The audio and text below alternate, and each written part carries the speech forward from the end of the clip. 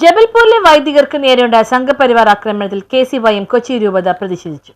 മധ്യപ്രദേശിലെ ജബൽപൂരിൽ മലയാളി വൈദികർ ഉൾപ്പെടെയുള്ള ക്രൈസ്തവ സംഘത്തിന് നേരെയുണ്ടായ ആക്രമണത്തിൽ KCYM കൊച്ചി രൂപത പ്രതിഷേധ കൂട്ടായ്മ സംഘടിപ്പിച്ചു. പോലീസിന്റെ സാന്നിധ്യത്തിലാണ് മലയാളി വൈദികർ അടക്കമുള്ളവർക്ക് മർദ്ദനമേൽക്കേണ്ടി വന്നത്. വൈദികർക്ക് നേരെയുള്ള സംഘപരിവാർ ആക്രമണത്തിൽ വൈപ്പിൻ ചെങ്കാറിന് സമീപമാണ് പ്രതിഷേധ യോഗം സംഘടിപ്പിച്ചത്.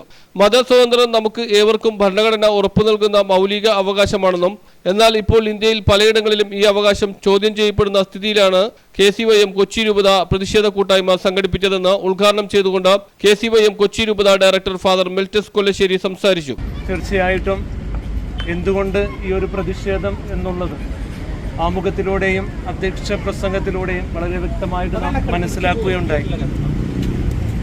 ഇന്ത്യയിലെ എല്ലാവർക്കും ഭരണഘടന നൽകുന്ന വലിയൊരു അവകാശമാണ് ആമുഖത്തിൽ സൂചിപ്പിച്ചതുപോലെ ഒരുവന് അവൻ്റെ മതത്തിൽ വിശ്വസിക്കുവാനുള്ള അവകാശമെന്നുള്ളത്. ആ മതത്തിൽ വിശ്വസിക്കുക മാത്രമല്ല, അത് ജീവിക്കുവാനുള്ള അവകാശം കൂടി ഓരോരുത്തർക്കുമുണ്ട്.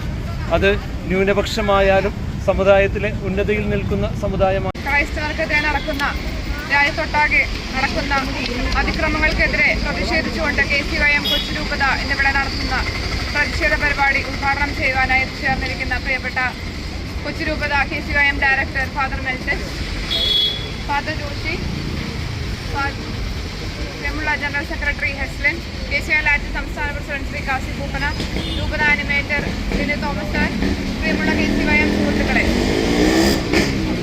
ഉത്തരേന്ത്യൻ സംസ്ഥാനങ്ങളിൽ വളരെ വ്യാപകമായിട്ട് നമ്മൾ കുറേയേറെ നാളുകളായിട്ട് കണ്ടുവരുന്ന ഒരു പ്രശ്നമാണ്, അല്ലെങ്കിൽ ഒരു മഹാവിപത്താണ് ക്രൈസ്തവർക്കെതിരായുള്ള സംഘടിതമായ ആക്രമണങ്ങൾ.